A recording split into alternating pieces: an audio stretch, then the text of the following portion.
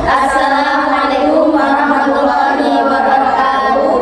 Kami dari kelompok 2 akan mempresentasikan tugas kami yang berjudul Demokrasi yang beranggotakan saya, Rindy Wijayani dengan nomor NIM 856678518 dan teman saya Clara Agustia dengan NIM 87758589 dan saya Nurul Fatmawati NIM 877586302 dan saya Aulia Sari dengan NIM 856699265. Saya Regina Putri Ambersari Purnomo dengan nomor NIM 856677863. Saya Roda Tuliana dengan NIM 877586721. Saya Ratnasari dengan NIM 877586857. Baiklah, saya di sini akan menjelaskan pengertian dari demokrasi. Apa yang dimaksud dengan demokrasi? Demokrasi merupakan sistem pemerintahan yang titik tertingginya itu ada di tangan masyarakat, yaitu memilih wakil dan juga pemimpin pemerintah dalam mengambil keputusan. Demokrasi itu berasal dari bahasa Yunani yang artinya demos berarti masyarakat dan kratos yaitu pemerintah, yang menekankan keadilan, kebebasan, dan juga kesetaraan dalam hak asasi manusia. Adapun perbedaan dari beberapa negara yang menganut sistem demokrasi, yaitu seperti negara tetangga kita, Singapura, yang lebih otoriter dengan kontrol ketat atas media, protes, dan oposisi, serta hukuman keras untuk kritik pemerintah.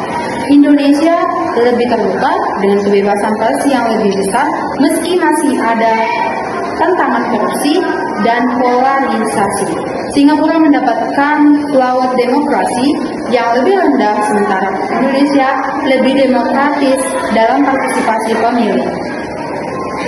Selanjutnya ada tujuan dari demokrasi, salah satunya kedaulatan rakyat, perlindungan hak asasi manusia, keadilan dan kesetaraan, penguasaan kekuasaan. Apa saja yang dimaksud dengan tersebut?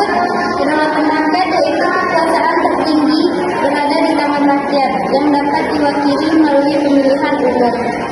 Pemilihan bebas dan adil yaitu proses pemilihan yang transparan tanpa manipulasi, memungkinkan rakyat memilih pimpinan secara bebas. Selanjutnya adalah perlindungan hak asasi manusia, itu adalah perlindungan hak-hak dasar seperti kebebasan berpendapat, berkumpul, dan beragama. Supremasi hukumnya yaitu semua orang termasuk pemerintah. Ini pada hukum yang sama dan adil. Pemisahan kekuasaan pembagiannya yaitu kekuasaan antara eksekutif, legislatif, dan yudikatif untuk mencegah penyalahgunaan. Kebebasan pers dan informasi yaitu media bebas untuk menguasai pemerintah dan menyampaikan informasi.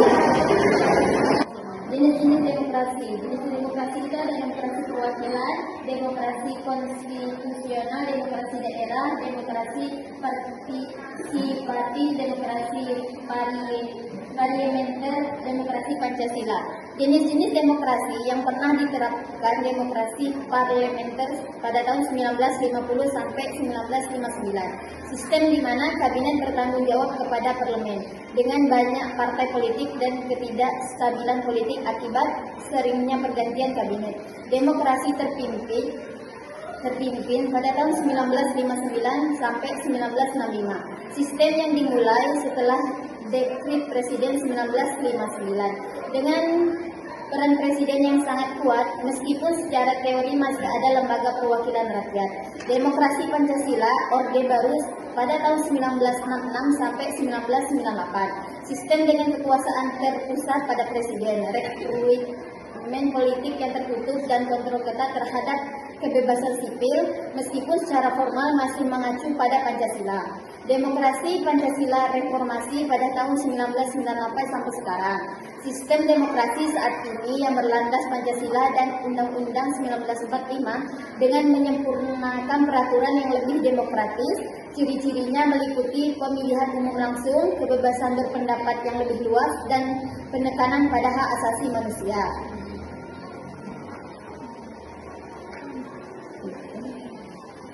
Tidak keadilan politik, sistem multipartai yang ekstrim, menyebabkan seringnya berganti kabinet, ada tujuan kabinet dalam 9 tahun.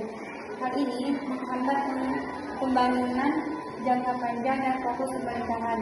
Perpecahan internal, terjadi konflik ideologis yang mendalam antara partai-partai besar seperti Masyumi, TNI, NU, dan PKI yang sulit didamaikan. Pemberontakan daerah, ketika kekuasaan di daerah terhadap kebijakan pemerintahan pusat yang dianggap terlalu Jawa sentris memicu berbagai pemberontakan seperti PRRI atau Permesta.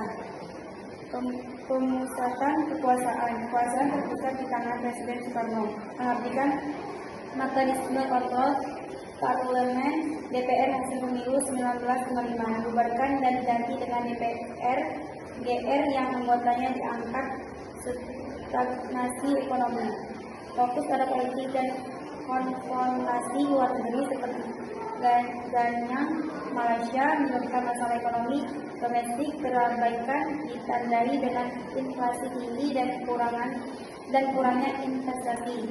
Meningkatnya pengaruh PKI, Soekarno memperkenalkan konsep nasakom, nasionalisme agama, komunisme yang memberikan ruang politik yang signifikan bagi PKI, memicu kekhawatiran dari kelompok militer dan agama, dan pada akhirnya berkontribusi pada tragedi Chaos PKI.